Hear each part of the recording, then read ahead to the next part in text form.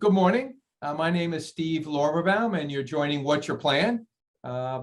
Each month, we get together and talk to an industry expert who has tremendous knowledge in the field of seniors and aging.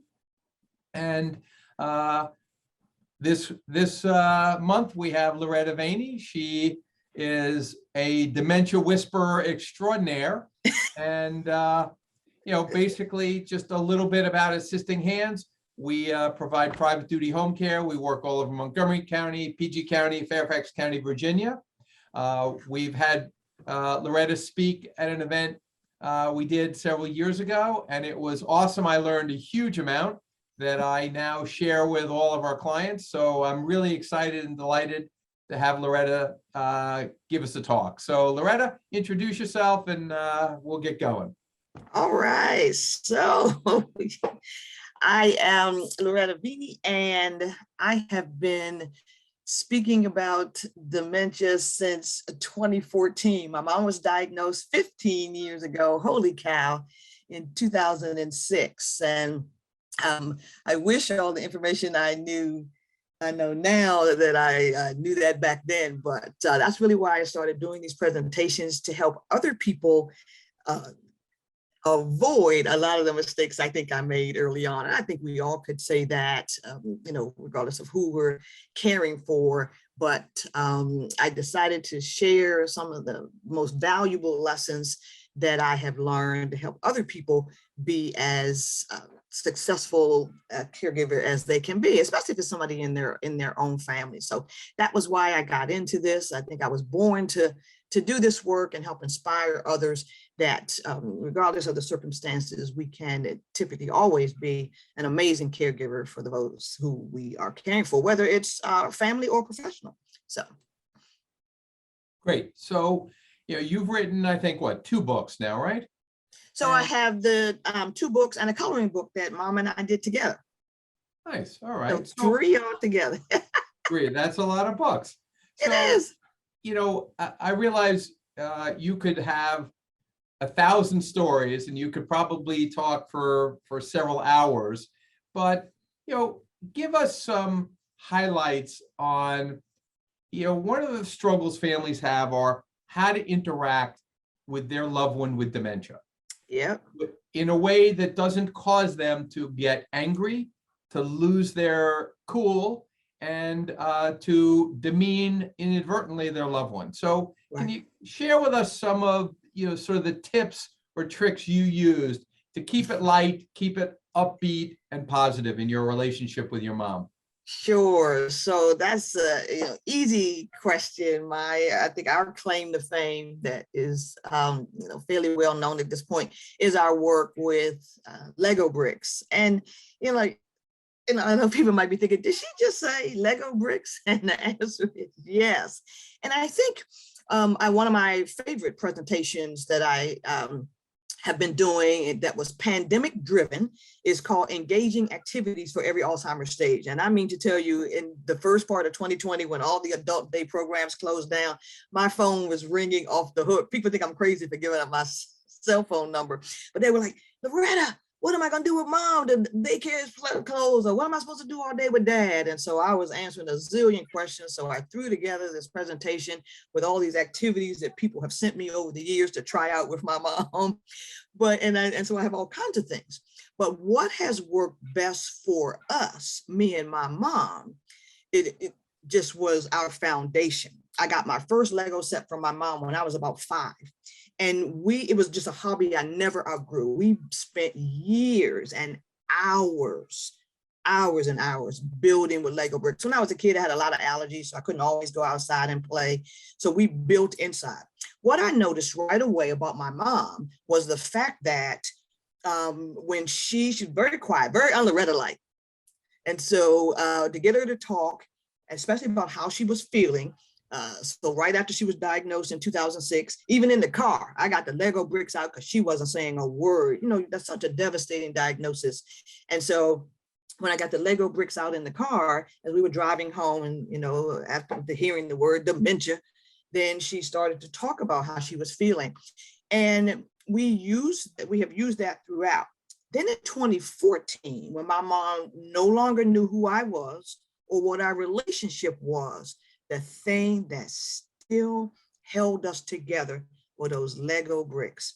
This is one of my favorite things. Lego makes a series of doors and windows. My mother made this in 2013. It's one of the first houses she made. And even at 92 years old, she can still have enough dexterity in her hands, because we've been doing this almost my whole life. She can still open the windows and the door, and she looks in the house. And she was building houses because, as you know, folks with dementia always want to go home. So she would look in. I had a little person with gray hair in there. She would look in there and say, "I'm still in there."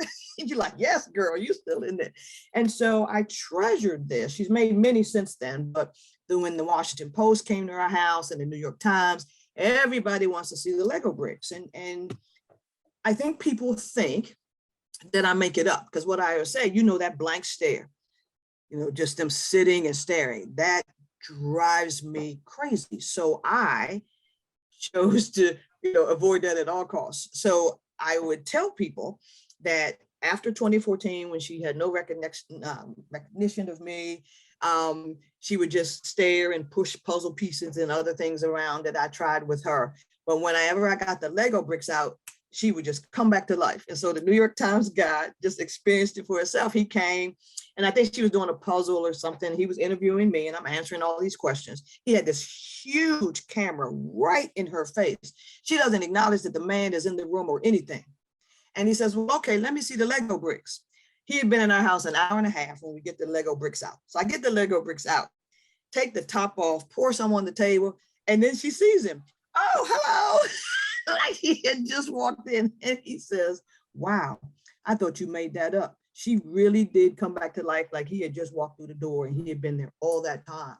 So I encourage other caregivers, Lego bricks might not be their thing, but whatever that person's profession was or their hobby, don't stop using it just because they have dementia now. Use it however you can. So as she is now clearly in the late stage of dementia, but we still do the Lego bricks. She's been in hospice since March 23rd. They told me she had hours or days to live.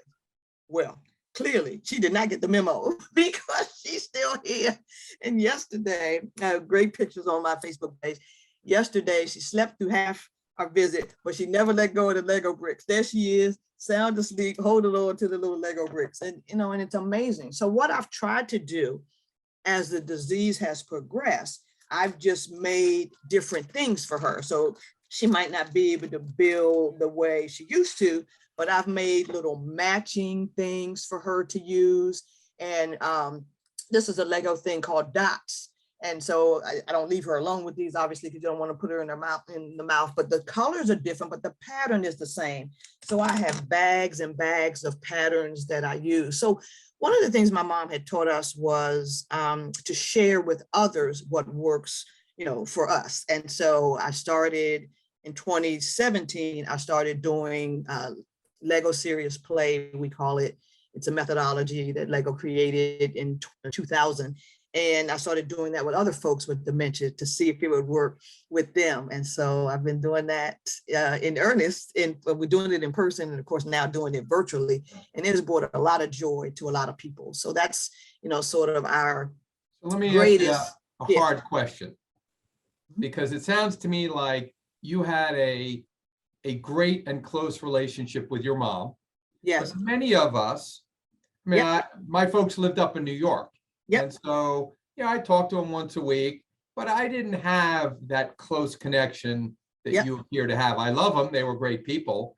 But I wouldn't have had a slightest clue what their thing was, because I hadn't lived with them in 40 years. Sure. How do you try to find out what that connection is so you can build that bridge?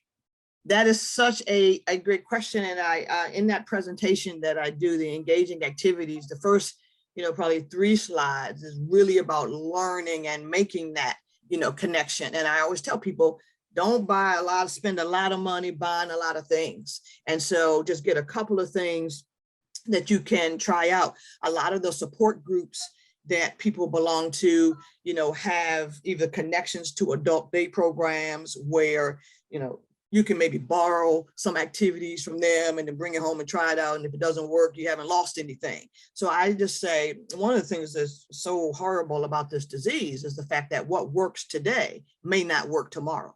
And so that's my philosophy, is really trying as many things as you can. In the engaging activities for every stage thing, I show, puzzles and word searches and, sort of tangram things that they can put together. I have all kinds of fidget toys you can use in the car. And again, remember how when, you had kids and you were going somewhere and you put this, you had your diaper bag in the car and you also had the favorite pacifier and the favorite this, the favorite that. And, it's the same thing with our adults. We pile a lot of things together and hope one thing sticks. And that's as honest as I can, be allowed. There's a lot of trial and error, I think, to find that sweet spot of what works. So so here's another thing we've faced when we work with clients. Sure. I was talking to a client and they were looking for things to engage mom. And it turned out, she did the laundry all the time. So why don't you just get a huge pile of socks and just have her put and the just socks fold together. them up. Yeah. And like, my favorite thing is just almost like that. 99 cents at the dollar store. This is like a file sorter. We have these everywhere. My mom was a secretary for 25 years for the federal government.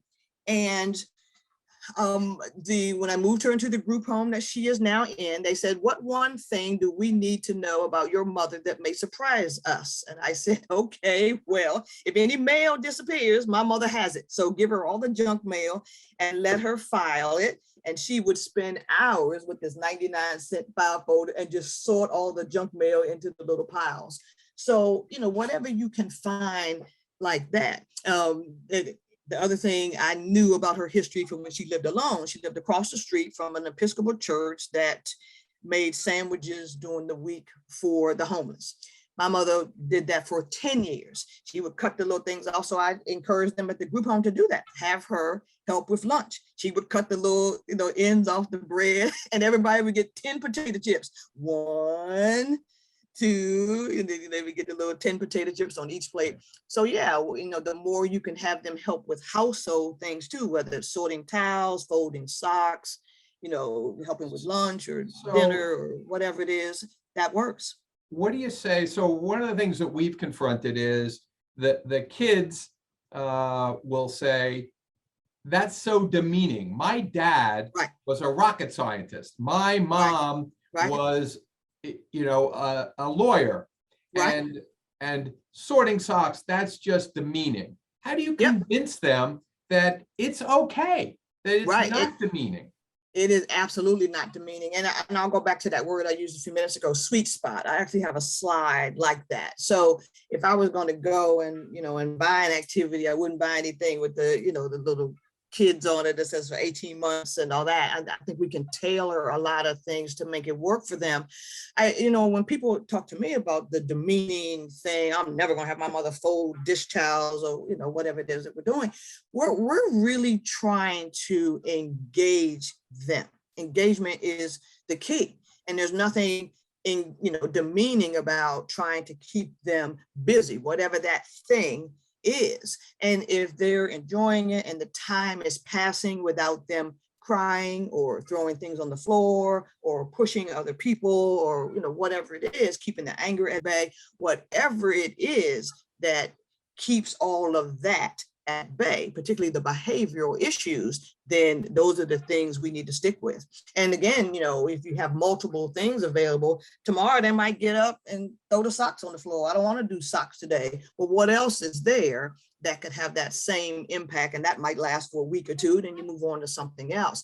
The bag that I have in my car is just a regular duffel bag. But when I tell you I have tons of things in that bag. I have things that make noise, like little fidget toys that sort of click and turn and twist. And then I've made a lot of Lego toys for her that she can shake and listen to and all that. But in the later stages, they're more into the senses, what they can hear, what they can see. That's why the Legos are so popular, because everybody loves the bright colors. I have things that spin for her and all kinds of things. So I think the meaning, when somebody is a engineer and all that, it's that we're just trying to keep them busy. And I'll give you one example of a woman who we were having a Lego session at Collington in Bowie. And it was in person, back then when we could do in person. And we had this whole art, building art with Lego bricks, and we were doing it. And this one woman out of everybody turned her Lego bricks upside down. Your studs are usually on top, and hers was upside down like this. And it was gorgeous. And she had piled up all these pieces upside down. So I pointed out to her, wow, that's awesome. And it's upside down. And she looks at me like I'm crazy. She says, of course it's upside down. It's just like my brain. Whoa. So she had taught physics at the University of Maryland for 30 some years. And she made that connection in her mind that her brain is upside down. So I think whatever their roles and professions were back then, we can still capture pieces of that, no matter how it comes out, whether it's a Lego brick or some other thing. I was fascinated by that. I took a ton of pictures of that thing, and I wrote instantly down what she said. And I try to take those kinds of things from each of the sessions I do, pass it on to the families if they're not there, about other things they may want to try, given what worked about that or didn't work about the exercise that we were doing. All right, so I want to move you, if you have any experience or thoughts on some of the confrontation points that we see. And we'll go to the biggest one, because people are deeply offended when someone doesn't shower. So any tips, thoughts, tricks? How do you get somebody who doesn't feel the need and doesn't want to shower? So that is probably one of the greatest things, as you say. And I think, one of the things we don't realize, and what the neurologist shared with me, was that at some point they become afraid of water. And so either the force of the water or the feel of the water. And so I just call it one of the things that falls into the Oprah category of let it go. And I say that is, is it really important to get them in the shower every day in the first place? Can we compromise and do a couple times a week or whatever? And now if somebody from church is coming over, maybe I try to do the bath and the bed kind of thing, those wipes that are very popular too. I had a huge not behavioral issue, but incident with my mom where I stopped taking her to unfamiliar places as her disease progressed. So we went to somebody's house that she had been to a zillion times for a small birthday party. She had known this girl our whole life. And she gets there and the girl opens the door and my mother refuses to go in. It's a long story, but the story was the carpet was blue and my mother thought that was water. So she screamed and hollered and she refused to go in, and I tried playing the card. Well, they have cake. I don't like cake. Cake is her favorite. And then we figure out the blue carpet she thinks is water. So we throw like a blanket down, a throw rug or whatever it was. And then she pops right into the thing. Then she says, where's the cake? So that whole thing was about the water. And just to see that fear in my mother's eyes, they have the same thing when they try to do shower every day too. And so to avoid all that, we just skip it unless it's absolutely necessary. And it's one of the, that expression, choose your battles. And, if I'm not going to fight you today to get in the shower, I'll try tomorrow when it might be okay with you.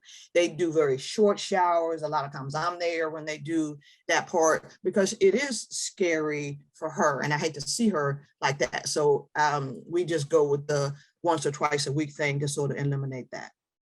Gotcha. Right. Yes, that's a great thing. And we often tell people, look, if someone wants to shower with their clothes on, let them shower with their clothes on. Yes, we've done, and that is a great one. That works really well because it's either they're trying to protect their skin or whatever. I was very surprised when a neurologist said that they become afraid of water, although there was no suggestion as to why. I guess it doesn't matter, but that was some of the argument. that they didn't, it wasn't they were trying to defy us or not follow our rules or whatever it was that they were afraid. So we have to take that into consideration as well.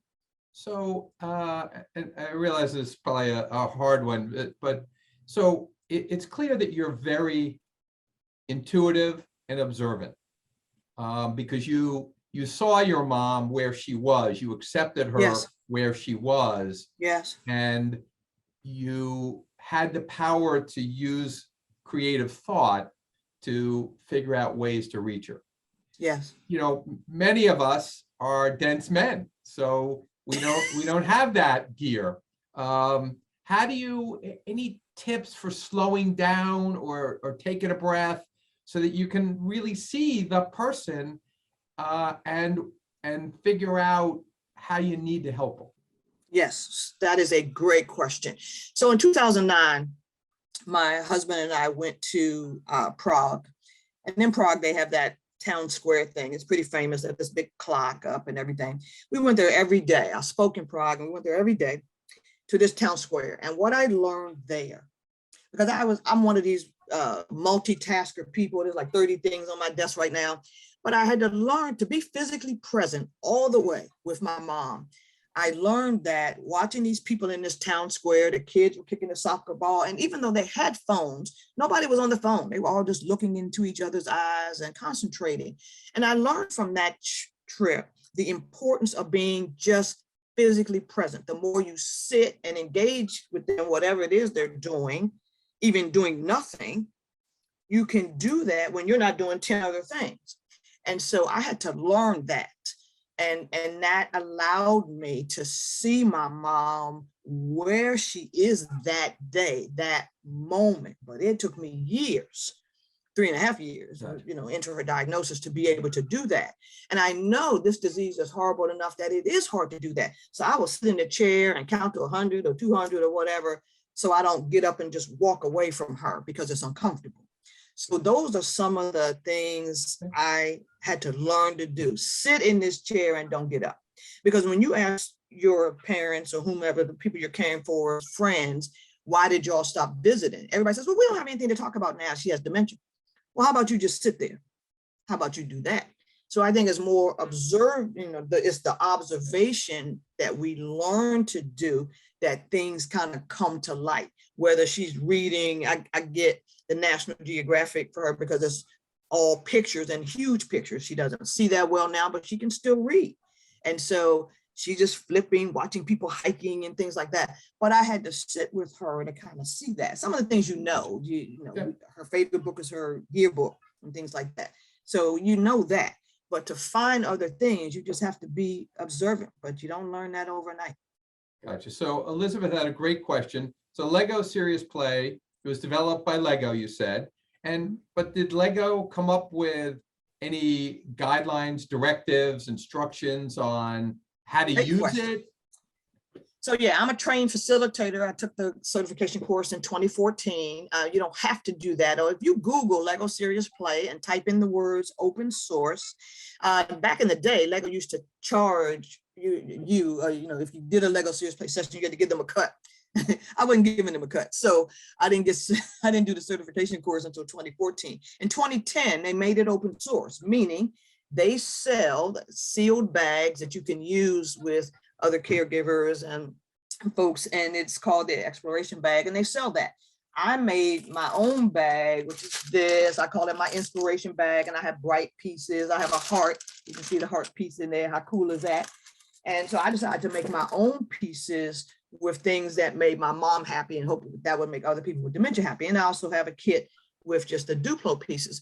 So yes, there are guidelines of how it works. You give them a task. If they can still follow a task, you have them build, then they share what they built. So I did a session the other night virtually with a memory care community. I had them building their favorite holiday memory.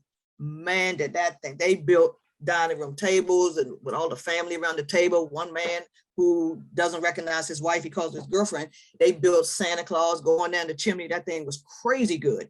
And then they built joy of walking down the street and things like that. So there are 4 principles, but as the disease progresses, I'm one of the few people that Lego is saying who is using it with seniors, which makes me very happy. I'm actually going to do a book about it, but that's the 4 principle of how it works. But you don't have to be certified to do it. When somebody buys one of my kits and I'm not doing an actual session with them, I send instructions with it on some of the things they could build together.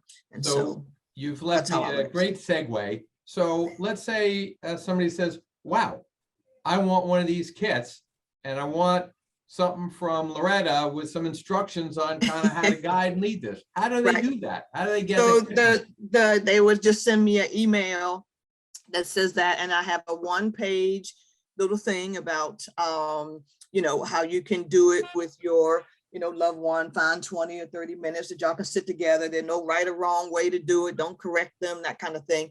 Just have fun. And I give some suggested topics like what I just gave you: favorite vacation, favorite holiday memory or favorite vacation memory, whatever it is, and just build something simple. What I think is interesting, what has been surprising to so many family members, is that they never thought to do anything like that. So when they sit there, they're shocked in some cases by what the family member remembers. And that's probably one of the joyous things. So that's all they would have to do, is reach out to me. What does it cost to buy a bag from you? The bag is $6. Okay, and you mail it to them and they come get it? Or okay, gotcha. So, and when I do for organizations, I either take all the kits with me or deliver it to them and they mail it out. How they did it at the memory care, I sent the box to the memory care place before Thanksgiving, and the class was Tuesday night. So they came before last Monday and picked up their sets, and there were 25 people. So they came to artists and picked it up and then did it that way. So I have done both. I've mailed them to the participants, from a list they send me. I've delivered. Hopkins is my biggest client. And so I either drive to Baltimore to drop them off, and then they mail them to everybody. So it can work a variety of ways. Gotcha. All right. So unfortunately, we're out of time, and I could ask you, another couple of hours worth of questions. Yes. Because I mean, you just know so much. You're so engaging, and really appreciate it. I don't know if we have time for a quick question. If anybody's got any other quick questions, otherwise, there's information on how to get in touch with Loretta. We had it up a minute ago. Loretta's, just give us your website and any other contact information. Sure. So that's my website has, all the programs I do. I've changed a lot, Steve, since you last saw me. So I have a dementia track and a caregiving track. And then my website also has the 3 things I've just talked about, the different ways I use Lego Serious Play with family and professional caregivers, which of course y'all are, how we can do the memory cafes, building with the folks with dementia. And then I do with adults with early to mid-stage dementia as well. So, and all of those things are on my website, loretaviny.com. Okay, and even though we're out of time, sorry, Patricia, I'm still going to ask. The Legos are tiny, and so a lot of people say, "Well, my mom can't use Lego; she's got arthritis." Yeah, I know you have the big blocks, right? When they're called Duplos. The Duplos, yeah. So same kind of concept, just bigger blocks. Absolutely. And when I did the memory cafe one, I had the big Duplos on the table. I did Sunrise and Silver Spring, and I had the Duplos on the table. And then I gave the people without dementia the little bags, and they just used them both. What I love about the Duplo is that they do work with the Lego bricks too. So that you can have a couple of Lego pieces on top of a couple of Duplo pieces, and it works perfectly. So it's just what they can do. My mother can still do the smaller ones because she's been doing it most of my life. But with older people who have arthritis or whatever it is, they can certainly use the Duplos, and they don't see them as childish or anything. So it works great. All right. Really works great. Well, again, sorry we have to stop because I'm having a great time. So again, this is What's Your Plan, and with Loretta Viny, and thank you, Loretta, for your time, your wisdom and knowledge. And thank you. Thank you all. We look forward to people joining us next month for our next interesting topic to help us all learn how to get along well and assist our seniors as they age. Absolutely. Thank you all so much. All Thank you, right. Loretta. I'll see you, Awesome. Tricia. Have a great day.